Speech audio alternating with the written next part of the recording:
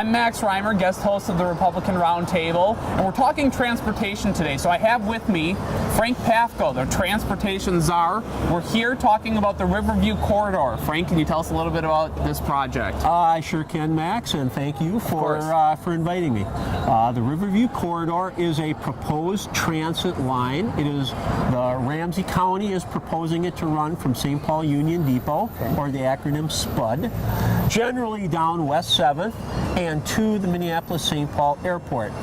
It is a way to kind of cut the triangle for transit users so they wouldn't have to take University Avenue down to the Viking Stadium and then take the Hiawatha line down to the airport. It would make a core kind of triangle of transit lines in the Twin Cities downtown areas. It is in the preliminary analysis stages, something called alternatives analysis. Okay. So the Ramsey County Regional Rail Authority is looking at alternative locations and alternative modes, and they are finishing up their studies, and the Ramsey County Board plans to make a decision on the locally preferred alternative probably sometime late this spring or early summer. The modes are, it could be a full-blown light rail transit, such as is down University, Avenue between the downtowns. It could be a modern streetcar system, a little slower speed, but still on a city street with where they have to stop for stoplights. Probably a little more practical than LRT. They could do a separate bus rapid transit. They could actually make a separate bus rapid transit line. That may or may not be down West 7th. They could utilize some adjacent railroad corridors. But there's also what was just recently done on Snelling Avenue between Rosedale and then running across Ford Parkway to the line, which is called BRTA for arterial, which means they run nice new buses at a higher frequency down existing arterial streets such as West 7th, and that would run. It would not stop every block as normal buses do, but might have a bus stop only at 1/2 or 1/4 mile intervals. Now, Frank, whenever we talk about these new public transportation projects, they're always proposed with a problem in mind that they need to solve, right? So when we talk about Southwest Light Rail, the proposition really kind of solves, or supposedly solves, a problem of commuting from downtown to the southwest suburbs. In this case, what problem does this solve, or what problem do they say that it's supposed to solve? Ramsey County is proposing that this corridor is underutilized by transit. There is currently a Metro Transit bus line, the 54 line, that runs down West 7th and ends up at the airport. But primarily they are looking for a major public transit investment to fuel redevelopment of the areas. One of the alternatives as you go farther down West 7th is when you contact the railroad spur that goes to the old Ford plant. They are planning on redeveloping that, a gorgeous spot, a lot of acreage along the Mississippi River.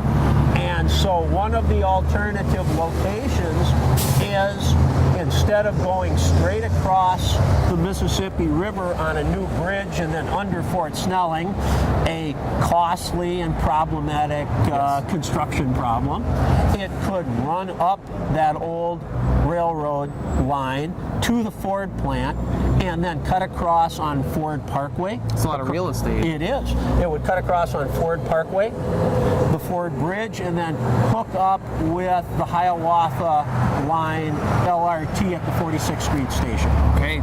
Okay. Now, with this specific corridor in mind in St. Paul here, we saw a lot of impact on the small business community, especially on University, when they put the light rail in and decided to go with that project. We see signs along the street here that say we are absolutely against the 7th Street light rail. Yeah. What kind of impact do you do you predict that this will have on small It businesses will. in this area? This is another arterial street, commercial district with a lot of old family businesses and ethnic businesses, and it's redeveloping with similar types of businesses. They are going to, specifically if it is a light rail transit, you will have a 2+ year construction problem. It will be the same impacts as occurred on University Avenue. You will see a lot of these businesses going under and being replaced with public subsidized high-rise residential development and other subsidized redevelopment opportunities. Talking about the cost of projects like these, we see other models that kind of show us how many millions of dollars per mile go into, especially the light rail Yes. projects. What would something like this cost? You mentioned many different modes of transportation. Right. You mentioned the light rail, you mentioned an enhanced bus line, you mentioned a regular bus line. What are we talking in terms of cost for a project like When this? we look at the current proposals for Southwest and Bottineau LRT, they're coming in at $125 million a mile. Now that's And taxpayer money. That's all taxpayer Okay, money. just clarifying. All taxpayer money. They're hopeful that half of it will be paid by the federal government and half of it will be paid by local sources. Okay. This route is about 8 miles long, so you're talking about $1 billion, give or take. But because they've got a very expensive half mile to a mile in there. They have a high bridge across the Mississippi River. It will need to be separate. They will need to tunnel under the Fort Snelling area and then hook into the airport proper. So I think you are looking well in excess of $125 million a mile for LRT. If you downscope to a modern streetcar, which would still put tracks down this. 2 years ago, St. Paul was estimating $60 million a mile for this line. If you go to a bus rapid transit system on a separate alignment, there is currently the Gold Line, which runs from St. Paul out to Woodbury. Those estimates are coming in at $45 million a mile. BRT and regular in regular traffic, the Orange Line was built from Dakota County to the Mall of America for about $20 million, $10 to $20 million a mile, and the Snelling Avenue BRT the A line came in at about $4 million a mile, and that's because they're using existing streets. They're just buying new buses and putting in some new bus stops at about half-mile intervals. And I think most people can get on board with something like that for public transportation, and I'm a little bit biased myself. After all, this is the Republican Roundtable. I just wanted to make mention every single light rail project that we have put in this state has been severely underutilized. The only time that we see a good occupancy in downtown Minneapolis is during the Twins games, during the Vikings games, for instance. All public transit is subsidized to some degree. But because LRT eliminates some bus ridership, concentrates it, fare box revenues at best turn out about a third of the cost of operating. Okay. So, and it never becomes profitable at that point. We have never seen a public transit line pay its operating expenses, let alone pay off the capital costs. So why spearhead a project like this? Why does Ramsey County pursue something like this when there is no provable model for a good amount of revenue? It never becomes profitable, and ultimately you're going to see a lot of these businesses shut their doors in the process. How do you justify something like this? I don't think you can justify something like this. Okay. I have been using my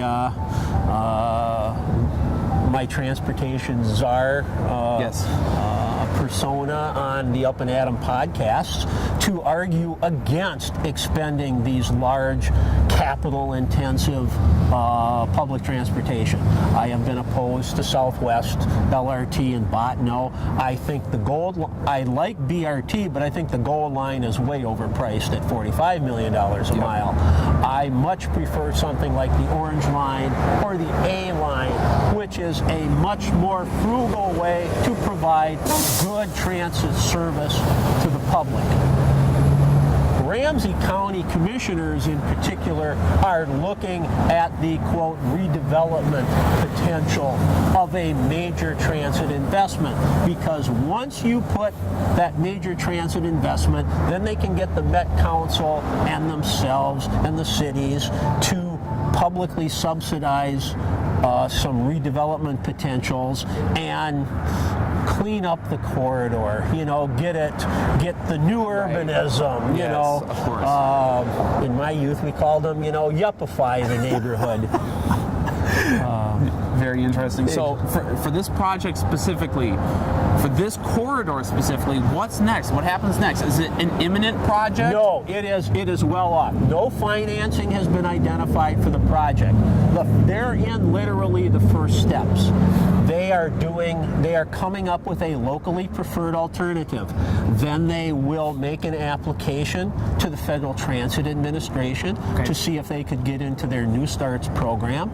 They could then not necessarily get some federal money, but at least have the opportunity, have the potential of getting federal money in the future, and then they would start putting in local taxpayer dollars into doing the environmental work and the engineering work in more detail to eventually take it to the point where Southwest Light Rail is right now, where they're trying to clean up some opposition, a lawsuit, come up with some local financing hurdles, and get a full funding grant agreement with the Federal Transit Administration, which, upon missing their goal of getting that signed under the Obama administration, may have a much more difficult time getting that under a Trump administration. I would imagine. Well, Frank, thank you so much for joining us today. My pleasure. Max Rymer, Republican Roundtable, here with Frank Pafko. If you live in Ramsey County, I suppose you should probably call your county commissioner. Yes, you should.